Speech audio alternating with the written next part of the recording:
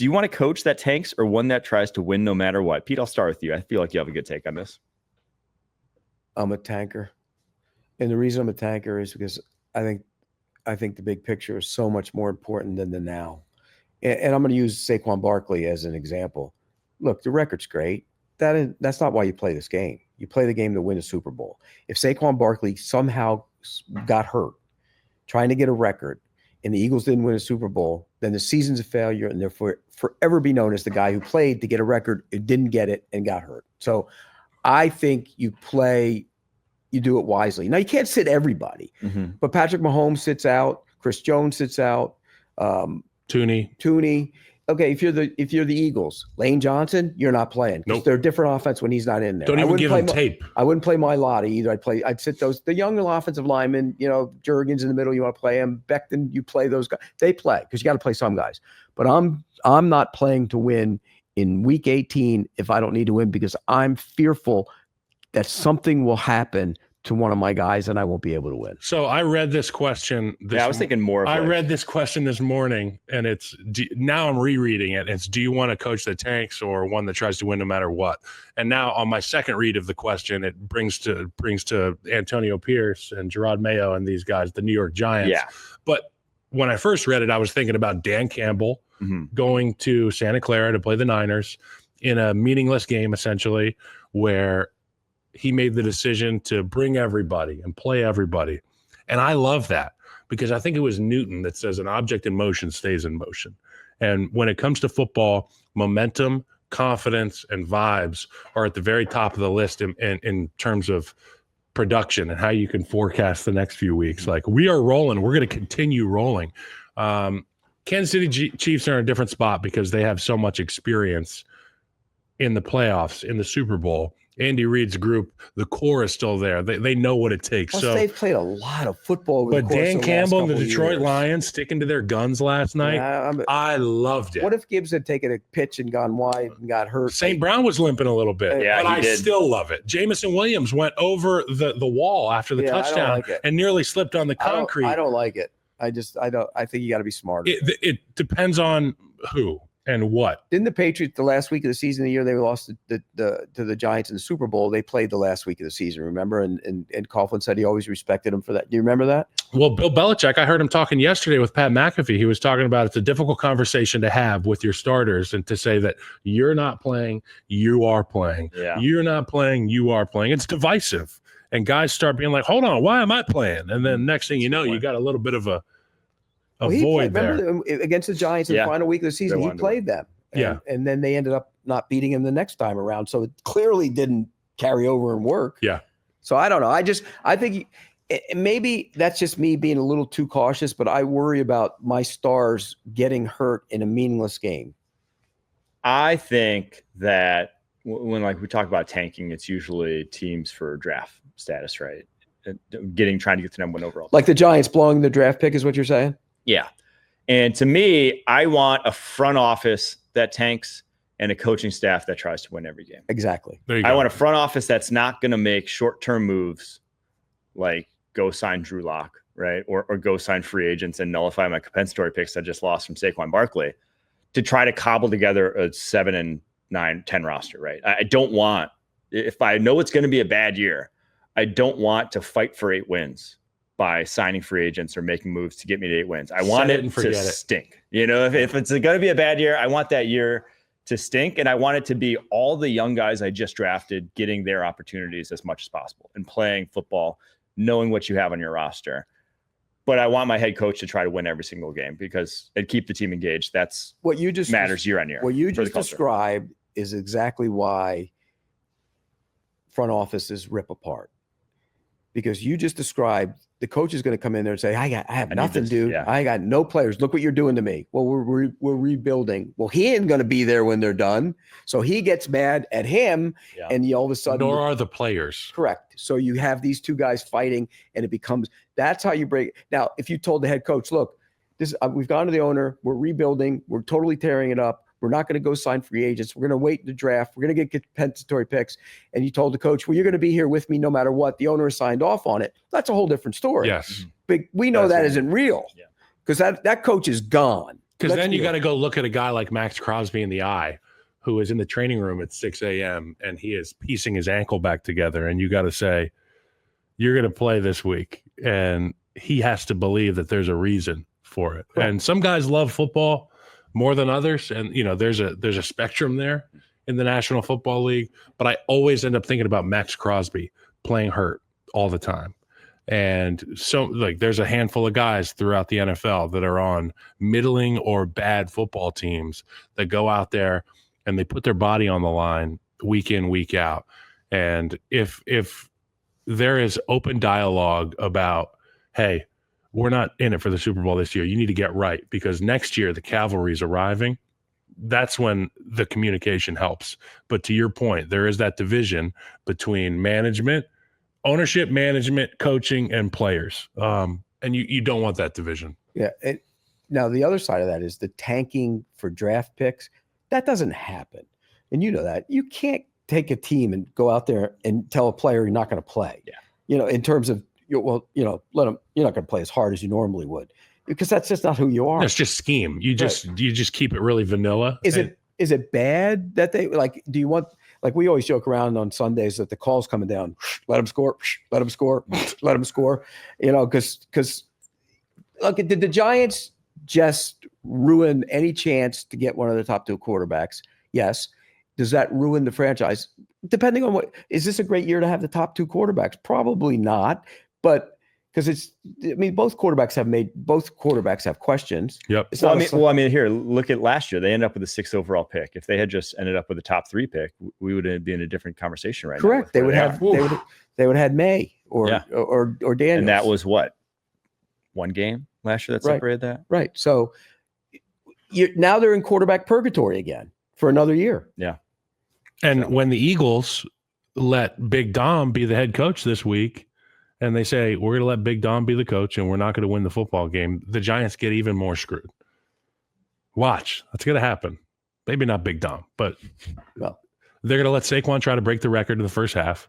If he doesn't, so be it. Pull him back out. Would you play him? First quarter, first half. I'm not playing him. Nah, it's tough. I think I would ask him. Oh, it's 100% ask Saquon because Saquon. And if he says he wants to play, I would probably give him 5 carries in the first quarter. And if he broke off what a hat and one, t-shirt game was, maybe let him go for it. Okay, but if is Lane Johnson and Mailata playing? That's the tough thing. It's because you have the offensive line in front of him, so you're subjecting him to more I'm not playing pain than would have otherwise for been a record. For a record, it doesn't. It's a big deal. Okay, next topic is, speaking of Saquon Barkley's season, the best ever by a running back, and if not, which is? If you look, people want to point to carries now because he has fewer carries. I mean, than what Dickerson had in the 16-game season. You look at OJ when he had his 14-game season and did it. The game is different now, and back in the day, they lined up to run it, and everybody knew they were running Everybody in the stadium. They knew they were running it. Yeah. OJ is taking a pitch, and everybody knows he's running it. Yep. It ain't the way the game is played anymore. So I still go back to OJ's season because they knew he was running it, and he ran it. Couldn't stop. I mean, that's the most amazing. Now, Barkley runs. It's all spread out. Yep. He gets how many yards does he average before he gets touched? 4.2. A lot, especially with that line. I think it was. I saw that stat one time. It was 4.2 or something at one point. He averages before he gets touched, and so I'm not going to say it's a great season. I still go back to when OJ did it because OJ did it in a 14-game season when everybody knew he was running the football. After 8 weeks of 2-a-day training camp, fully padded, short yardage, goal line. I mean, these guys. Now, he had a great offensive line. But these guys beat the hell out of each other back in the day from, June to September. And then the season started. The game was played in a phone booth. Yep. It was all physical phone booth football. It's tough to answer this question. I will say that in this era, it's incredibly impressive. What they did in their eras was incredibly impressive. But you can't compare the two because, as you're alluding to, it's different. The game is different now with the offensive schemes, and I just couple that with that offensive line, and it's tough to argue that it's the greatest ever, but it is great. So there have been 7 2,000-yard seasons in my memory. I was just dating back to Barry Sanders, 97. CJ2K. Terrell Davis, 98. CJ2K, 2009. Jamal Lewis, 2003. Adrian Peterson, 2012. Derrick Henry, 2020. And now Saquon, 2024. I think either this one or Terrell Davis's were the least impressive, in my opinion, that I've seen of those. Not to really hate on it, but Adrian Peterson's was out of this world. That one to me is the best one that I've seen in modern. Now, maybe Barry Sanders was also. I was probably too young to really appreciate it, but Adrian Peterson, what he did in 2012, wipes the floor, in my opinion, with what Saquon did. He had Christian freaking Ponder at quarterback that year, and it was just the Minnesota Vikings running game. He carried them to the playoffs. There's a reason he won an MVP that year. What did he average that year per carry? He was a freak. 2,097 yards. He was only 8 yards short of the record. He averaged give me carries and yards, I'll do it. 6 yards per attempt. 6 per attempt. I mean, think about that. And if you, insane I don't remember what OJ averaged per carry, but I don't think it was. Because it was more of a grinding team back then. You could look and see what OJ averaged, because OJ was a track guy. People forget that. He was 225 pounds. He was a track guy. I mean, he was in his off. You talk about offensive line. He ran like a Bronco, dude. 6 yards per carry for him too. Yeah, they had a Hall of Fame guard and 2 really good guards at center. The line was good. It was called the Electric Company. That was the name of it. Really? Yeah. Dude, this is before I was a twinkle your dad in my parents' eye. Your dad will remember him. The Electric Company. All right, next topic. Do Rex Ryan or Ron Rivera really have a shot at the Jets head coaching job? Pete? The process to me is as messed up as it could get. And look, our work colleague, Rick Spielman, is involved in the process. He's one of the consultants, but he's also working with Mike Tannenbaum, who's one of the consultants making the decision. Who was fired by the Jets. He was fired by them. And now you're going to interview a coach who was fired by them. What are we doing? It's great. It's like hiring your ex-wife to find your new wife. This is crazy. Doesn't make any sense. It makes no sense.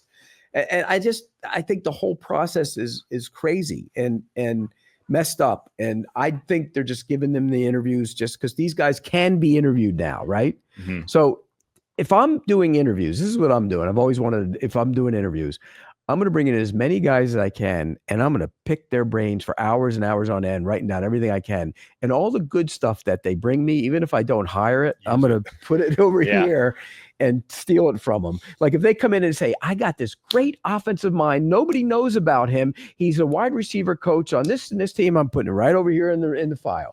And I'm going to take everything I can and use it. But I can't hire. You can't hire. I do think. I mean, I do think I would cast a wide net as well. If I'm looking for a head coach, I would not kick the tires in anywhere, just because why not? You have the time at this point, and you can talk to them now. Yeah, you can talk to them. So why not? But I don't think these guys have a shot. No, I just would be. I don't either. They just. But Rex Ryan maybe. There's something about me that really likes the thought of Rex Ryan back in that black hat on the sideline with those big white teeth. There's something there. Got it. All right, last one here. Could the successful QB retread, so Darnold, Mayfield, Geno, have hit on their first teams, or was it necessary for them to change spots? Okay, let's take Baker out of that, because he was good with the Browns, and he got hurt. We talked about this yesterday. And he got hurt. Remember, he hurt his shoulder. He played through it. Baker doesn't belong in that conversation at all. They gave up on him.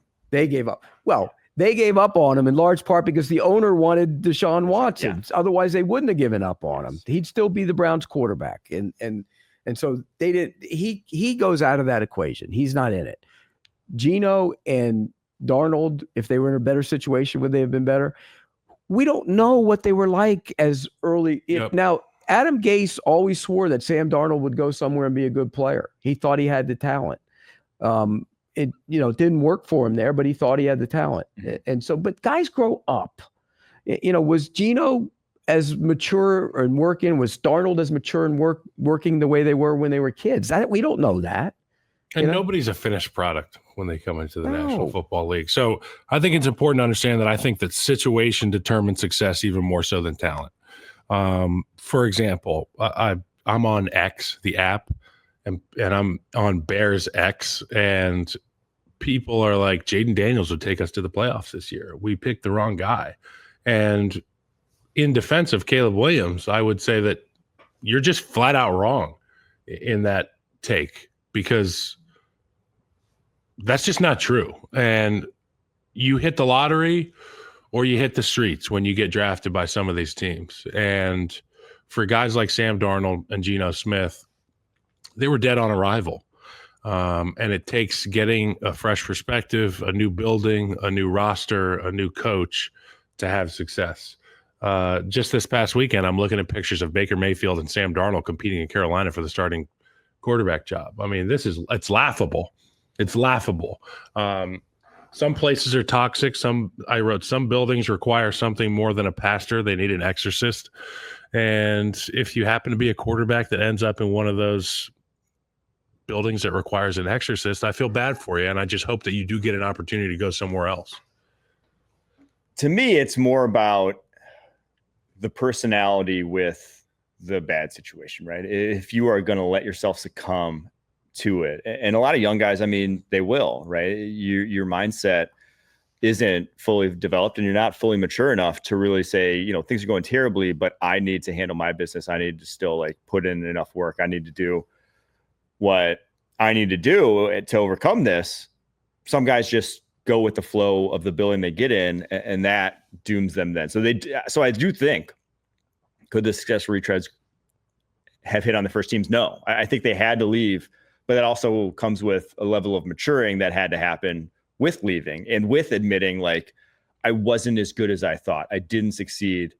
Kind of like, shoot, Jaden Daniels already went through it in college at Arizona State before going to LSU. Like, he already had his, they didn't want me sort of moment. I wasn't good enough here to transform the program I wanted to. And he already got over that mental hurdle. And now you're seeing the fruits of that. I think that's a real thing, especially at a quarterback position that is so confidence-based, is so mental-based, that no, I don't think these guys could have succeeded at their first spot just because of where they were and what the culture of those buildings were. And I think personality has something to do with that. Yeah, I really do. I think when you walk into a building and you act like you own the damn thing from a confidence standpoint, it filters through. And for example, I don't know Sam Darnold very well, and I don't know Baker Mayfield well, but my interactions with him, where Baker walks in and he's the dude. Sam Darnold had to become the dude. Yeah.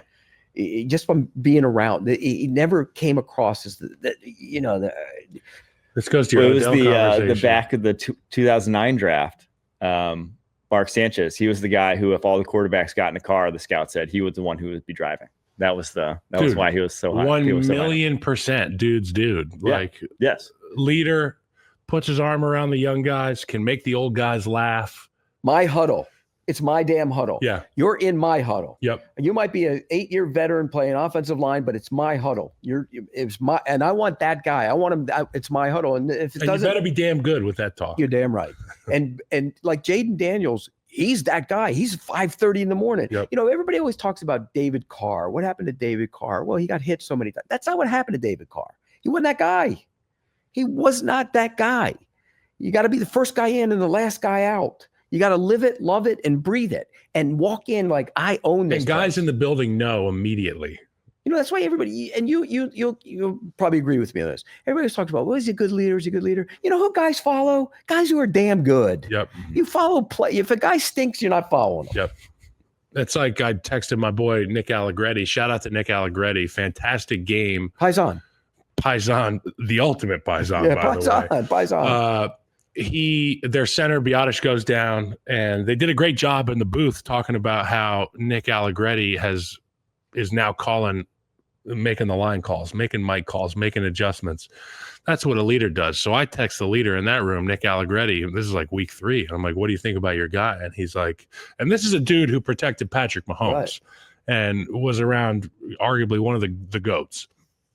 And Nick said, this kid is special. And when you can make anybody in the building say something like that, particularly an offensive lineman who is with a Patrick Mahomes, it speaks volumes. And it was clear to me that Jaden was less talk, more action, and they've gotten the most out of him. But I think that, and by the way, even if you put a guy, draft the wrong guy. even if you put Jaden, Here's what I told Mike yesterday. The Bears didn't draft the wrong guy. The Commanders drafted the right guy. No, the Bears drafted the wrong guy. No. That's if Jaden Daniels was in Chicago, there would still be riots in the street.